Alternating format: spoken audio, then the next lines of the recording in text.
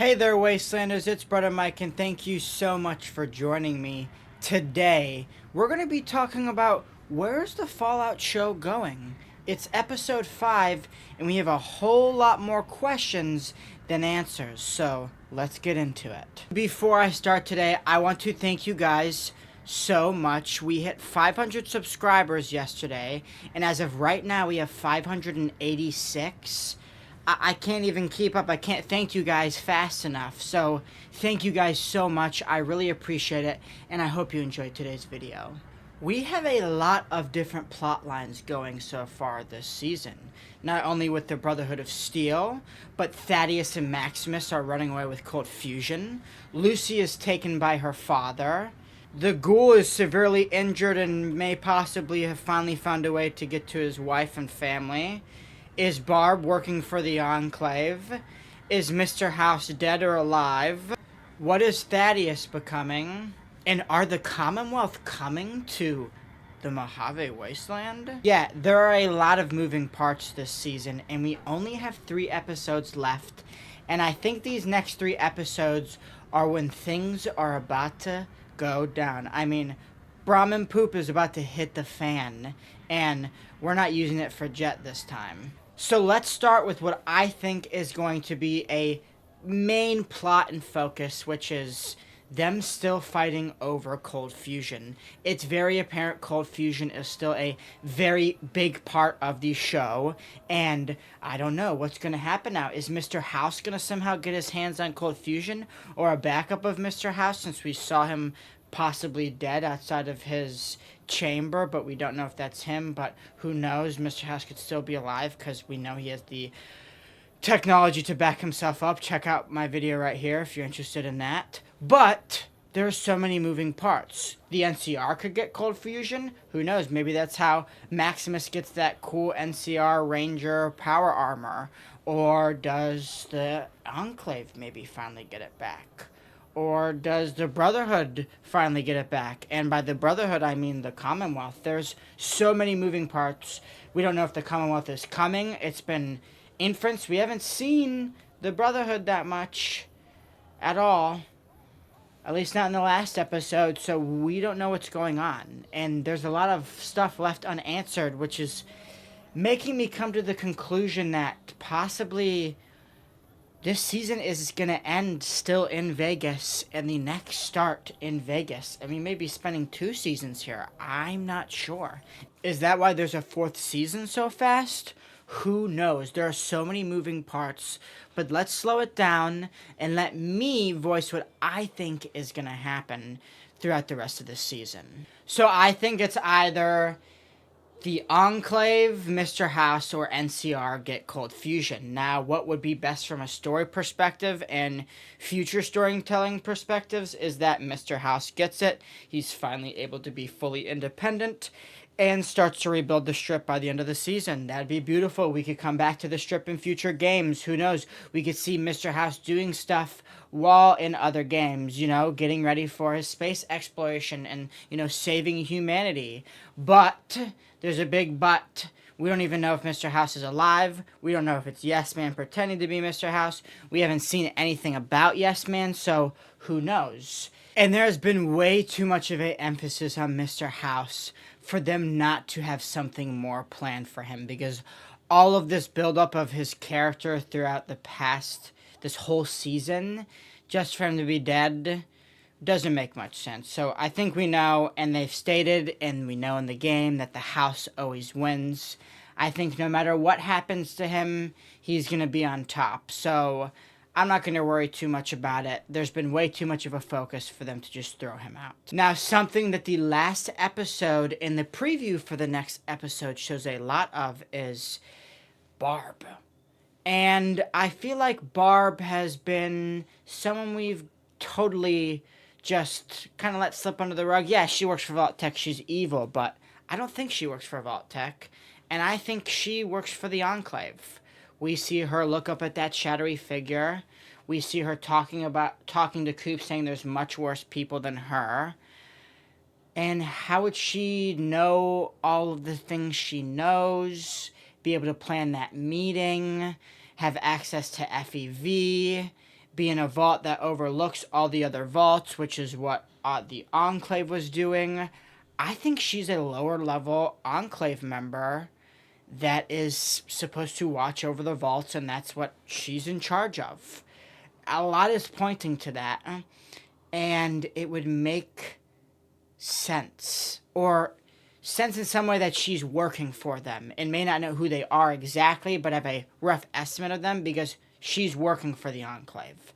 That's on the table. There'd be no other reason why she looks up to that shadowy figure for confirmation to start the meeting and go into what she wants to do without her not having someone to answer to. And we know that Vault Tech answers to the Enclave. So I hope we get to see her tie into the Enclave, and I think that Hank is totally lying, saying that they're there. I think those cryopods are empty, possibly holding other staff or nothing, and that they're not in a Vault Tech vault. Coop has been looking in Vault Tech places when he's been needing to look in the Enclave areas. We have no clue what type of other secret bunkers or vaults or cryo bunkers or anything align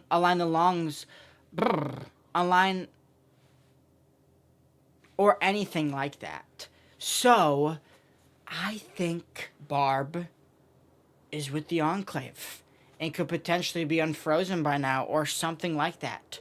Or she's in Vault Zero with all the other brains, and Cooper has to make this tragic discovery that his wife is just nothing but a brain now.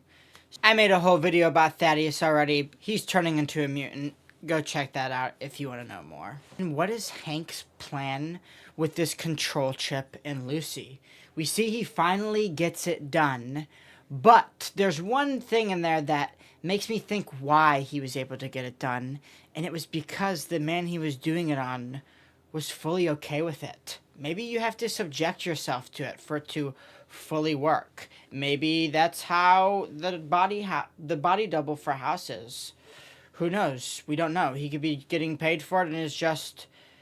Because we can see that they can work fully autonomously, but still follow out their actions. As we see the chicken lover talking to Lucy and the ghoul. So, I don't know. I like seeing that the chip doesn't just make you a senseless zombie and that he's fully articulate. And who knows, maybe Hank is talking through him, but it doesn't seem likely, at least in the way that he's talking to him. Like, it literally seems like someone from Pluribus, in a way, but still being able to fully punctuate and everything. I don't know. I think there's something to that, possibly, and that Hank may have to, like, literally manipulate people into being okay with the chip. Who knows? Or he just mastered it. But maybe I'm looking too much into it. But also the other thing with the chip is, what do they want to use it for? Well, obviously Hank is either going to give it to Mr. House or the Enclave, so they can strap it to people and they don't have to fight against them. Unloyal servant, like, absolutely just follow every order. Literal slaves that you don't even have to worry about running away. So, pretty scary. And whoever could get their hands on that type of technology could pretty much, like, take over the world. Even if they're not using it on every single person, you put it on people in positions of power and they're yours forever. So, and Lucy, I want to talk about Lucy. The last 2 episodes, we've seen a total change within Lucy. Now, yes, she was absolutely tweaking, but I think that by the end of this season, we're going to see that Lucy has realized the Wasteland is not like the Vault, and that the Wasteland is out to kill you, and that the ghoul may be right. But also to the ghoul, Lucy may be right on some things, so who knows? I really like that dynamic. And also when the ghoul gives Lucy away, that's the first time we've seen him show any emotion besides "where's my family" to Hank. So that was kind of beautiful, especially to see that he clearly was starting to care about her and was trying to mask that by saying, "Oh, I just need her, that's why I'm keeping her around." It's more like, oh, maybe he sees his daughter in her, or maybe he sees what the world was in her, and that is why he cherishes her in a way and seems to like her in his own way, even though he's constantly annoyed with her. In the last episode, especially when she was a druggie, he was just entertaining her, and it seemed like a older brother, like little sister type relationship. So yeah, I don't know what's gonna go on with that, but I don't see that. That leads into, is the ghoul okay? Episode 5 was perfect except one part, and that was when Lucy Looney Tunes like punched the ghoul out of a window and he landed on a spike, which he's definitely gonna tank. He's the main, pretty much like main character as besides Lucy, but people like him far more. So what are they gonna throw him on a radiation barrel and him be fine? Because let me tell you, if you did that to a ghoul in Fallout 3, I'm pretty sure they'd be murked. So I don't know if they're messing with ghoul lore even more.